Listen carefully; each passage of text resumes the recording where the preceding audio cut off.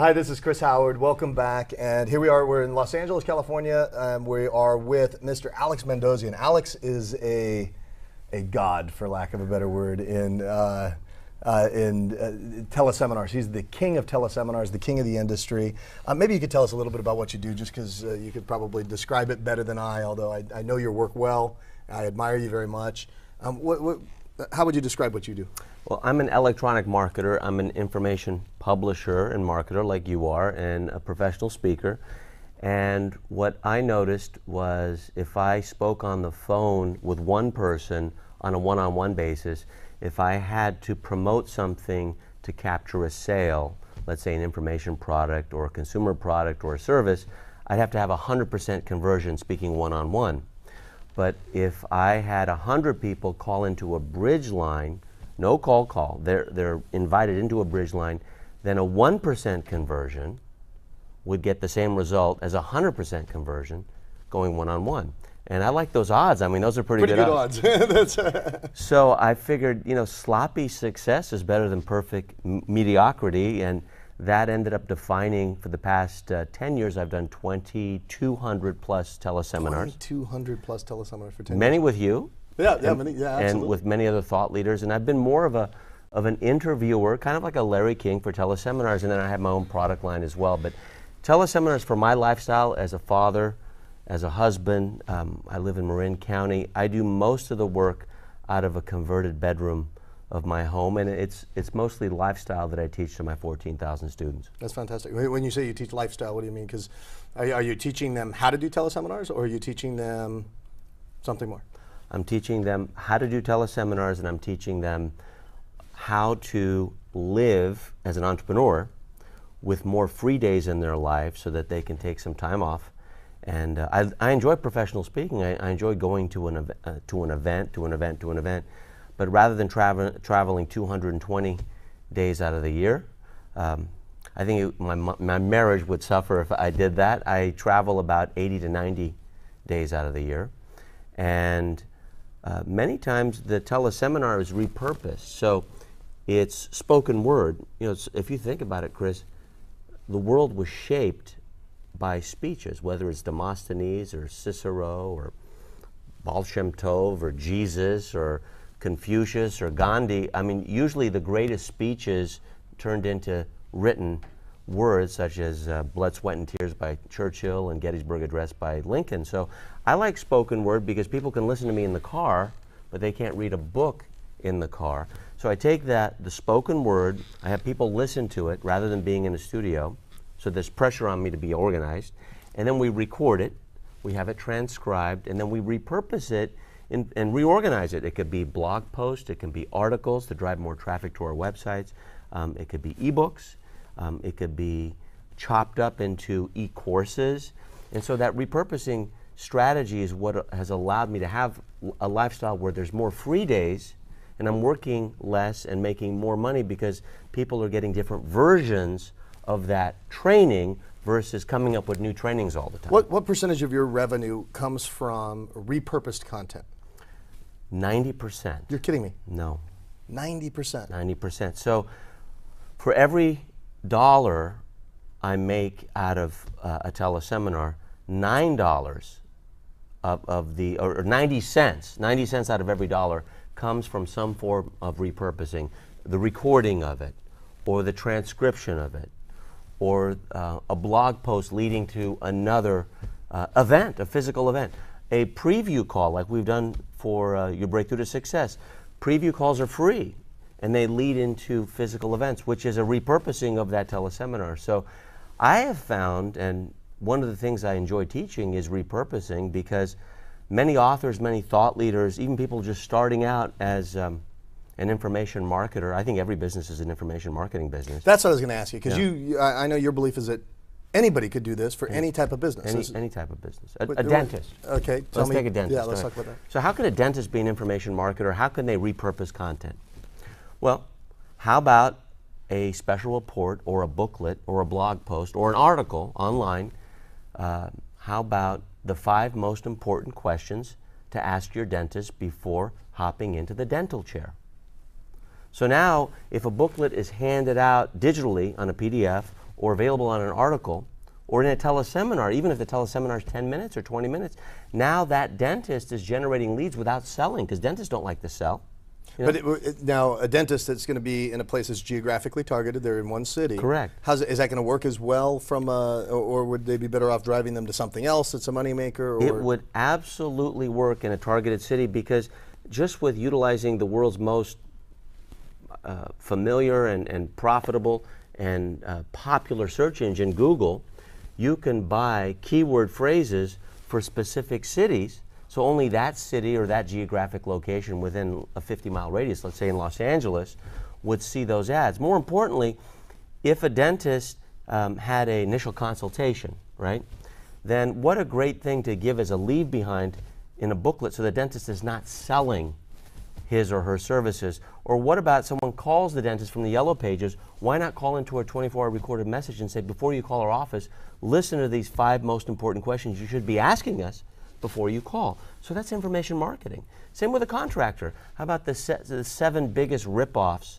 to avoid before hiring a contractor or a subcontractor? Because I've built a house, and sometimes the contractor is not as reliable as you want them to be, so you want to find the right one. An information marketer typically is more responsible, no matter what business they're in: insurance sales, real estate, mortgage. So you'd say all businesses are business. Information marketing businesses would be considered. Every business is an information marketing business. Just like if every business is a growth business, every business should be an information marketing business.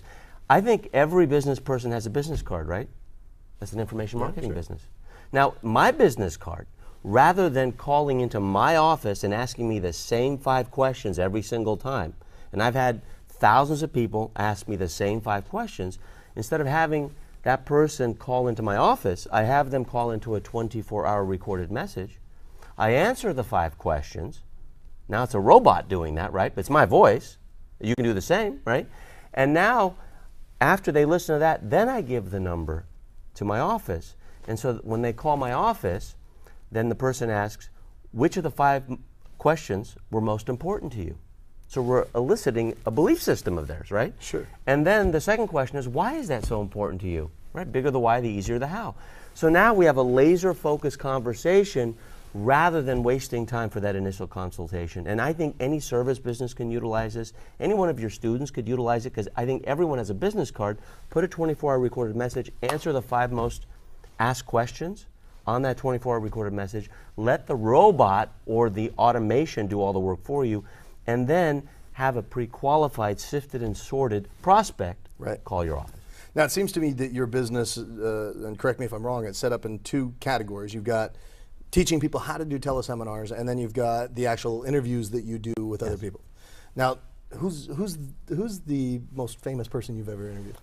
Probably Donald Trump. Really? Yeah. How'd you enjoy that? What was that like? It was great. What happened was I was doing all the interviews for the Learning Annex, and they had these wealth expos, and Donald Trump was the keynote.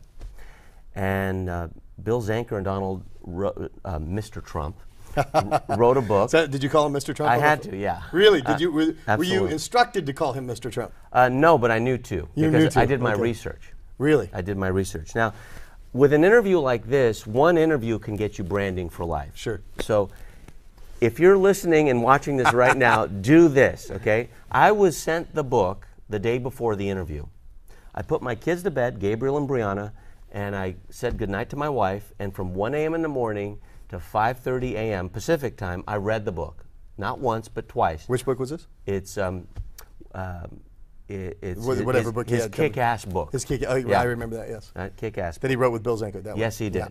And so it's how to win in business and life. Right. By thinking big. That's the title. Think Sure. big and kick ass. And there's a picture of him going like this, right?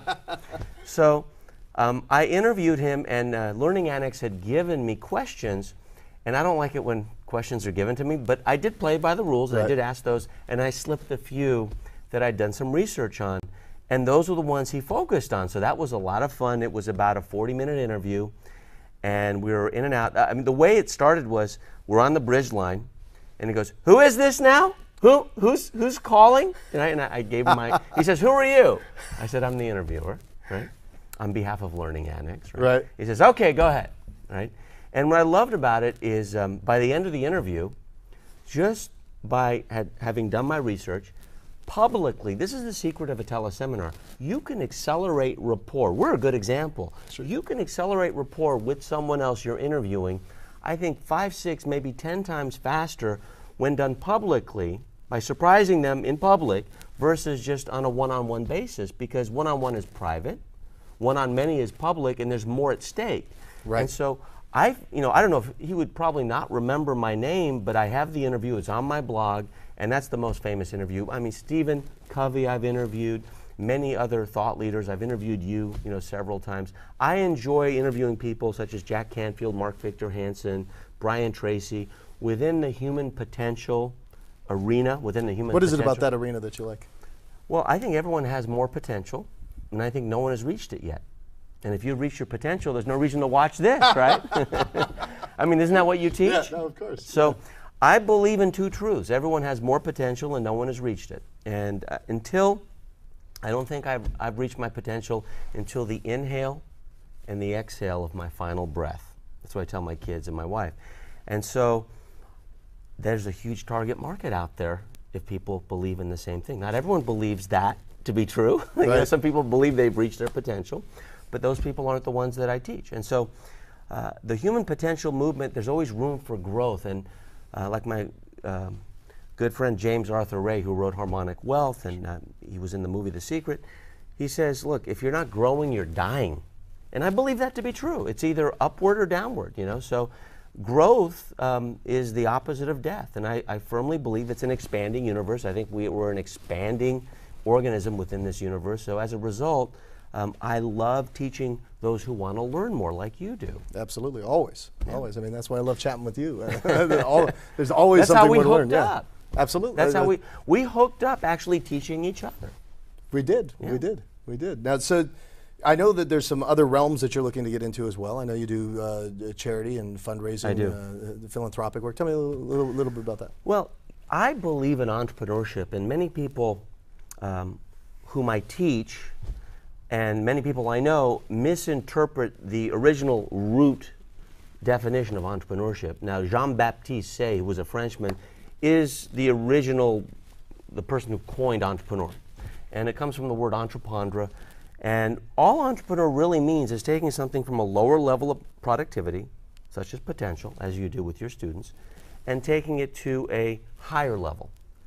Yes, that means money, but it also means that a stay-at-home mom can be an entrepreneur. A divorced dad can be an entrepreneur. An 88-year-old grandmother can be an entrepreneur. If they're raising productivity in their life, with their time, with their family, they're an entrepreneur. So raising productivity. Raising productivity, that's it. Becoming more productive. Maximum results in minimum time. That's my 5-word definition of productivity. Maximum results in minimum time. So for example, you have an organization like Kiva.org. They go to third world countries, they do microfinance, and what ends up happening is if you give an entrepreneur who makes $2 a day a $500 loan, they can do a lot with that. And they will repay it. Sure. Right?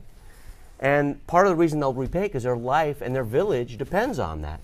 So what I do is I do micro fundraising for microfinance institutions to raise money for Kiva, which finance entrepreneurs. Through your teleseminars. Through my teleseminar. So rather than going into a hotel and hiring a comedian or a band or serving food and taking Some a sort large of gala dinner or exactly. something like that, right? There's a lot of money that's wasted.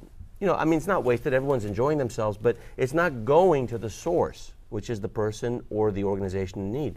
I'd rather have people. In fact, it's a lot more green. There's no carbon footprint of people it's a very calling cost efficient, ecological way of exactly, and the sustainable. So I have a call. I interview someone like you. People call in who are interested to listen to what you have to say within human potential. And then I'll get donations of $10, $25, or $40, micro donations. Now, in most cases, a fundraiser, you'll ask for a $5,000 or $10,000 or $25,000 donation. You can't go back to that well every week, right? Or every month. I can go back to the same people every single month because they're giving $10, $25, or $40. And there's a power in giving, as you know. with your Billionaire Adventure Club, and the power of just being able to inclusively give. Bill Clinton, President Clinton, wrote a book on it. Now, right? there was a rumor about you interviewing him. That is true. Did that happen? Or that is true. It hasn't happened yet, but it's happening. He was assisting his wife with her campaign until she's no longer running, and so now that interview is going to happen. It is going to happen. It is going to happen, yeah. And, when's this? When? Yeah. Well, rumor has it the fourth quarter of 2008. Fantastic. Yeah, and it's going to be a fundraiser for his foundation, the Clinton Foundation. So I found that the fastest way to get to a thought leader's heart is through their foundation. Sure. And what is it to me? I mean, I just want the interview. I want to find out. I'll do the same exact thing. I'll be interviewing them. I'll be asking them specific questions that I'll be asking them anyway. But in this case, they being the listener, they're not buying a product. They're donating to the cause. Now, what's different about what sets you aside or apart from a lot of people that might do teleseminars or run teleseminars? Or what makes Alex Mandossian so special? The same thing that makes you special. You put a lot of people into a room and you expose your thought leadership to a lot of people at the same time. That's what I do. I can put more people in a virtual room, and I do a lot of them, just like you do a lot of trainings. Because the more trainings you do, the more exposure and reach you have, and the more of a difference that you have, in the world. And I don't know if you feel it's your duty, but I believe it's my personal duty to get my message across. What I do is I teach thought leaders and entrepreneurs how to accelerate the growth of their businesses through teleseminars. So I would go to someone like you or someone who has physical events, and I would show them how to build their businesses through teleseminars. After teaching them, they say, well, would you like to teach my students how to do this for themselves? I say, sure. That's called an affiliate partnership. And if I've interviewed them enough, their students already know me, and then their students end up taking my courses, and it's permission-based. I mean, I don't twist any arms. Many times they're asking, hey, can I do it? They're begging. So can you lead me through the process? Like somebody comes to you and they say, Alex, I want to build my business through teleseminars. Where do you start? Okay. So the first thing you have to start with is you have to have a bridge line. You have to have a bridge line. So we have a bridge line system that is a bridge line simply means that many people can call. Many people can call in, but you run the bridge line. So we run a bridge line in combination with a webcast service called Instant Telewebcast. It's less than $50 a month. I don't own it, but I utilize it. And instanttelewebcast.com, they can go check it out if they want. And what happens is you can own this bridge line and get up to 2,000 people listening online, so that people overseas, like you do a lot of work in Australia and the UK, they don't have to call. I do a lot of work in Singapore. They can just go onto a web page and listen through their PC speakers. Everyone has speakers on their PC. I'm calling on the bridge line, and I'm teaching, but they're listening through their personal computer or Macintosh. So they need one of those. They need a bridge line. They need a phone. They need a mouth. A message is important to have a message, right? And what I like to do is make sure that we have a survey of some kind. I call it an ask campaign. It's a 2,600-year-old technology called the Socratic method. So if it's about more wealth and fulfillment in their lives, which is a question that you would ask, which we've asked, what's your single most important question on how to get more wealth and fulfillment out of your life, whether you're an entrepreneur or a wage earner? So that would be at askchrishoward.com. In fact, that is at askchrishoward.com. So people would ask their question. It would go into a database.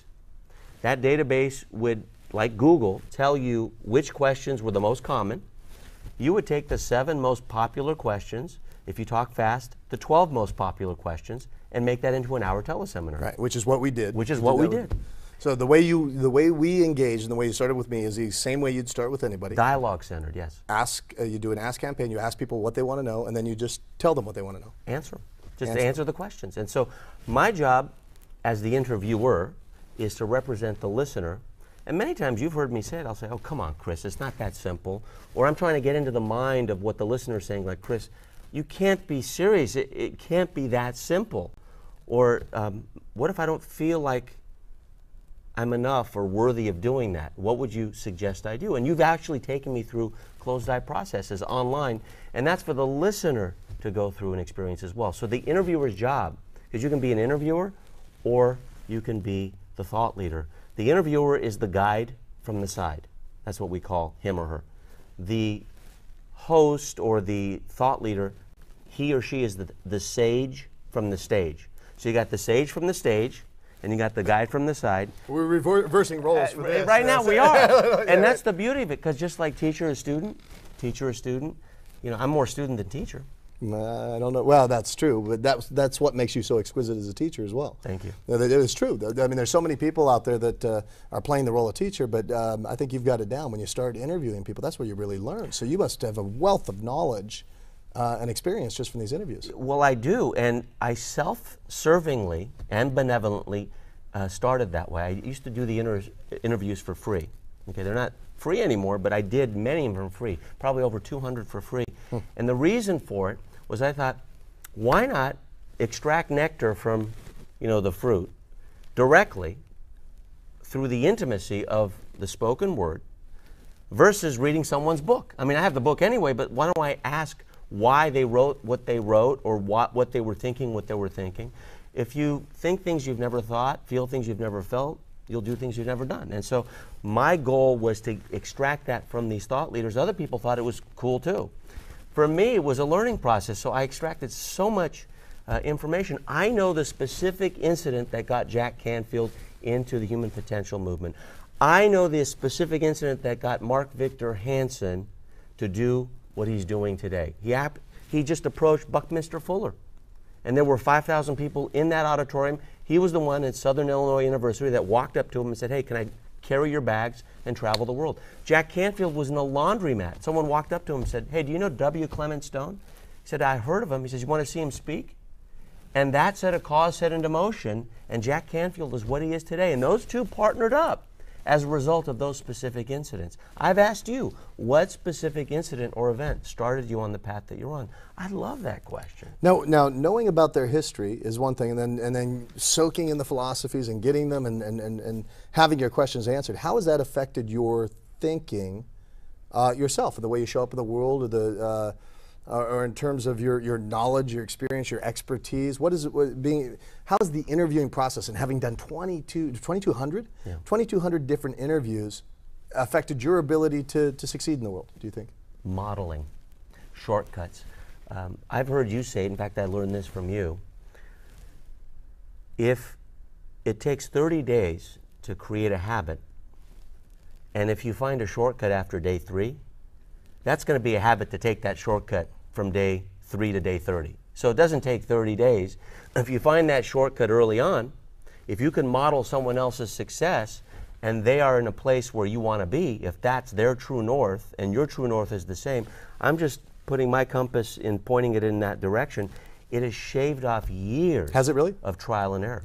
Like, can you give me some examples of things you've been able to do just as a result of the knowledge you've gleaned from your interviews? Examples of how modeling or how emulating my interviewees. Yeah, how changed my life. Yeah, so some of the successes that you've had as a direct result of the knowledge you've gleaned from these. Okay, so let's take, for example, T. Harv Eker. Sure. Okay, so he has the Millionaire Mind Intensive. He has big events, and he does a lot of preview events where he physically has previews to help fill the bigger events. Right. And so years ago, probably over 6 years ago, I asked him, I said, have you thought about doing a preview teleseminar to help fill a Millionaire Mind Intensive? He had thought about it, but we'd never done it. So I thought, instead of physically being in the location, or better yet, why don't you be at the location and we'll do a teleseminar and get everyone else involved, right?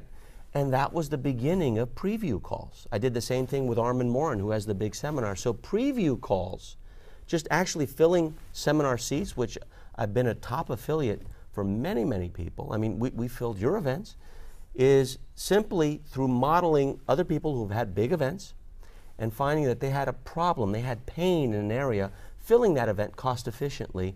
The preview call was one of those things. Another thing, Al Gore.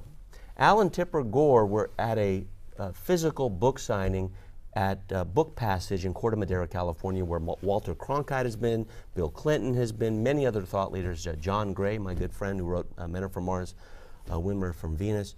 And it's in Corte Madera. It's an independent book store, but a lot of famous people have been there. I was there haphazardly. I was eating dinner across the way in a steakhouse, and I saw all these people there on November 20th in the year 2002. And Al and Tipper Gore were doing a book signing for Joined at the Heart, which was their book. Now, I asked the person, after the throng of people had left, I asked the person behind the counter, how many books did they sell? And the woman behind the counter said, it was the best book signing ever. We had over 400 books sold, I think, right? Now, that is monumental. It is miraculous for a physical book signing. For sure, If yeah. you've ever done one. The typical book signing, you sell 4 books. Right. That's it. Yeah. And 2 of them were people just walking by. Right. Who didn't know who you were. Exactly. They thought and then they have a few shills in the audience sitting, you know, just to make you feel good, right? Well, this was packed. So I thought to myself, my gosh, if I had the Gores on a teleseminar, and all they were doing was explaining their book, we could record it, we could transcribe it, we could sell more books that evening than they did, and they don't have to live out of suitcases. And that was the day that the virtual book tour was born. And now So did you contact him? I've contacted him. I haven't had the interview, right? But I've done virtual book tours with many other authors. And as a result, I have a course called Virtual Book Tour Secrets. And it just seems like such a better model. I mean, I think the book tour model's a dinosaur, quite frankly. I think so too. Yeah. I think so too. And there's an example where I modeled the problem. In both cases, I modeled the problem because the thought leader was the example, and what ended up happening is I learned from them. Now, another one, Dan Sullivan, who runs Strategic Coach, he has, with entrepreneurs, he has meetings every 3 months, every quarter. And so I did an interview with him, and he has entrepreneurs that pay a lot of money to come in once every quarter to study with him. Well, the challenge is when the entrepreneur goes back all jacked up and excited to their team, what happens? You know, trouble and struggle. There's a disconnect, right? So what I learned from him is why not have because of the problem, why not have a teleseminar where you're teaching the entrepreneur's team what the entrepreneur learned, but it's not costing the flight or the travel or the lodging for that team to listen in. You follow what I'm saying? Yes, absolutely. So now you're kind of downloading. You're downloading the info. You got it. Which makes it easy for the entrepreneur because now Strategic Coach, the company, is teaching the team as well as the entrepreneur.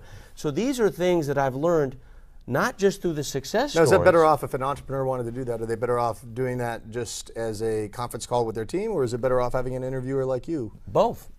Really? How both. could you augment that?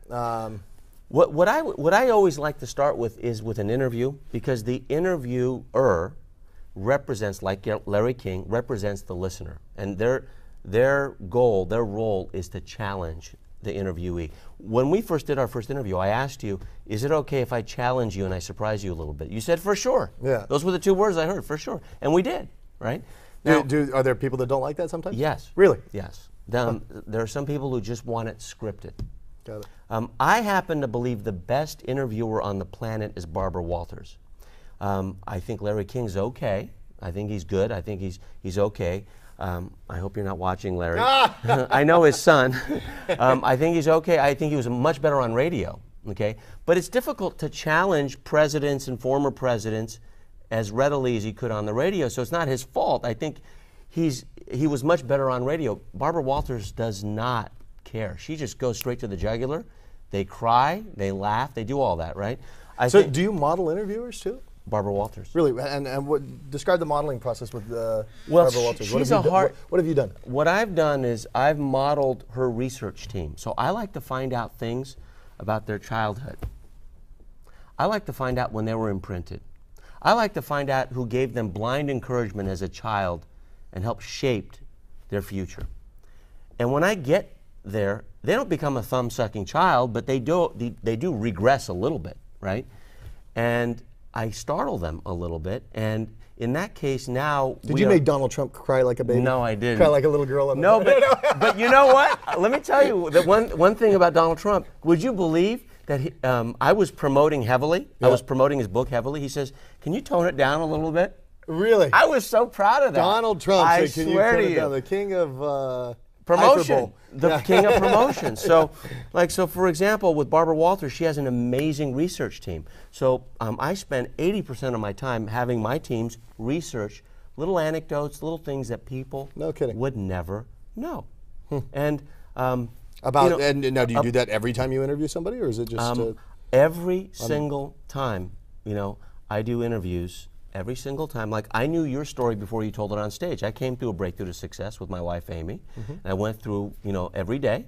But I knew your story beforehand because I'd watched videos and I'd heard it. So anecdotally, if I have that information prior to the interview, you may not know that I have that piece, right? And then when I ask you, you go, oh, this guy's done his homework. Sure. Rapport is boosted immediately. And then we become, good friends. I've been invited to the homes of thought leaders because of that level of research. And so, as boring as it may sound, and it's not very appealing to a lot of people to do research, so I have other people do it for me, and I do it myself. There's something called Google, Google.com. You can find out a lot there. What you end up, like for example, I interviewed and had a meeting with the CEO of a Fortune 1 company. A Fortune 1 company. Yeah, not 500. Yeah, you expect to hear 500. Not 100. Fortune 1 company. Yeah. Yes. Doug McMillan of Sam's Club. Okay, and I'm going to be doing teleseminars with Sam's, teaching their entrepreneurs how to grow their businesses with my partner, Deborah Shaw. Deborah Shaw was in the room at Sam's, which is in Bentonville, Arkansas, and I was on a teleseminar, right? Meaning they were on a bridge line listening, on a conference call. Now, I knew where Doug had started. He had started on a forklift at Walmart. And what he loved most about Walmart was the culture. Well, I knew that. So now this wasn't an interview. This was more like a negotiation of sorts. But it was kind of like an interview. And so having that research and where he got his first job, where there's a website online where famous people, where they had their first job. I know Richard Branson's story, how he started Virgin, right? When you have these anecdotal stories and you interview people, you have gold, you have nectar, because now you know about that person, you get to model their story. They're ordinary people that have produced extraordinary results. You're originally from Incline Village? From Zephyr Cove. From Zephyr, close by. Okay. Yeah. So in starting up there, I know people, who lived up there probably the same time you did. Okay, now maybe some people don't know that. But if I named a few names, maybe they were neighbors of yours, immediately we have some level of rapport just by doing a little bit of research. And so that makes the modeling easier, because if we become better friends, you give me more information about your business, your life, we become joint venture strategic alliance partners, and then the modeling becomes a lot easier from me being an outsider. I know the way Learning Annex did their teleseminars because I did their interviews. I mean, many people haven't part the curtain on that, but I did, and so that to me is a privilege. It's an honor to do that. So an interviewer like Napoleon Hill, he was an interviewer, right? He was a reporter. Dale Carnegie, interviewer. Larry King, we talked about him, interviewer. Oprah Winfrey, interviewer, right? Dr. Phil, interviewer. Montel Williams, interviewer. These folks, I think, have the most knowledge and know-how, and Walter Cronkite, interviewer, because they get steeped into other people's lives. If it's interesting to them, if it's interesting to you, be a teleseminar interviewer. You can call it an internet radio show, if it's available online. Now I've heard a little bit here about, not even a little, a lot, about how to drive business or drive marketing through teleseminars. Yes. What about actually making money on the teleseminar itself? Could you talk a little bit about that? Okay. Bob Proctor. Yes. Okay. So I'll give you an example. Bob Proctor, several years ago, 5 years ago from the time of this recording, was not accessible to me. I didn't know him. So I got wind of his son, Brian.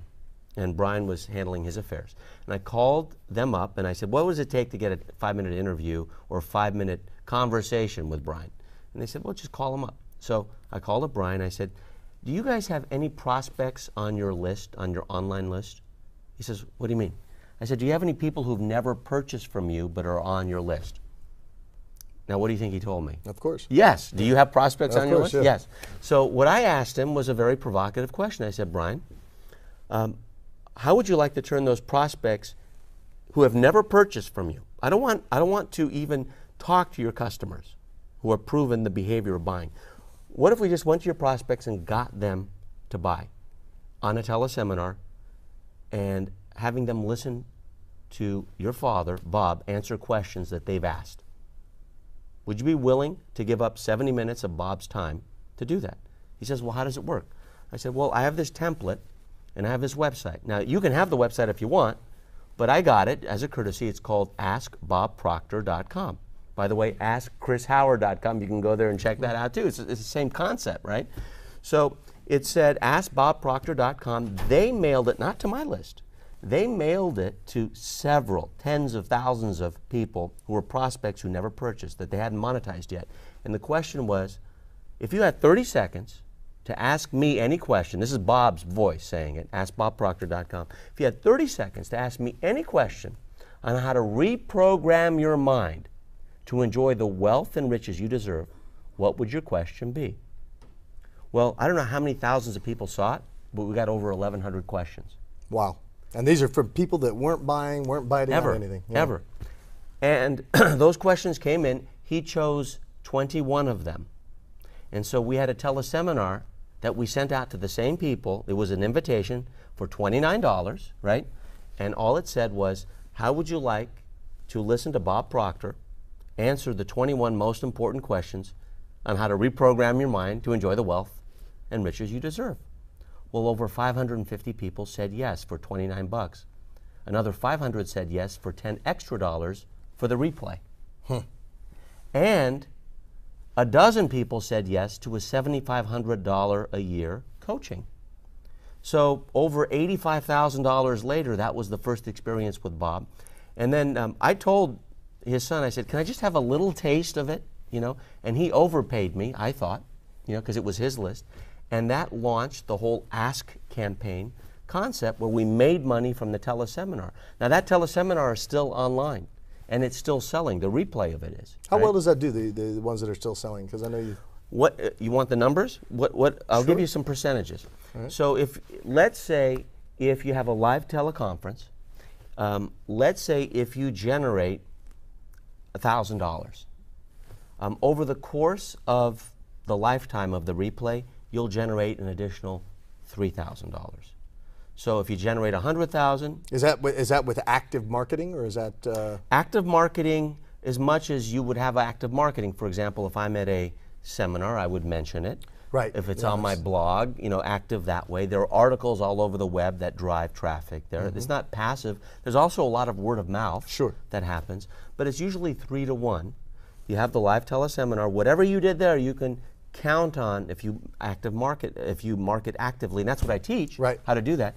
You get a 3 to 1, you know, ratio on that. So you make 100,000, that's 300. And what ends up happening is, if you have a call, a teleseminar that's generating $100 a day, because people are buying it.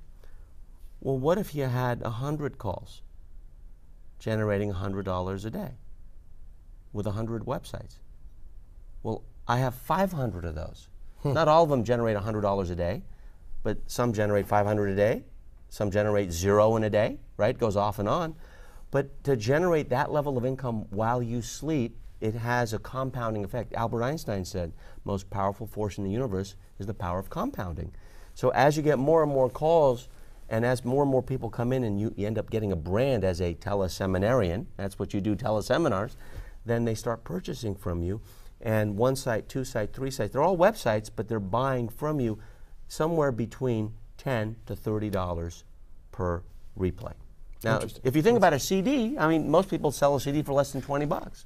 You know, Brian Tracy does that, you know, on his website. I sell teleseminars for 30 bucks. And if you want the CD, it's an extra 10 bucks. So, you know, they're getting the CD for 40, really, 30, right, plus 10. And then I give them the digital download immediately so they get instant gratification. This is what we teach. So what's next for Alex Mandossian? You got What's next is I don't have a platinum or inner circle group. And I've had my students ask me for it because one of my strengths has been my weaknesses. My strength is my lifestyle. I get to spend time with my family, but my students want more physical access with me.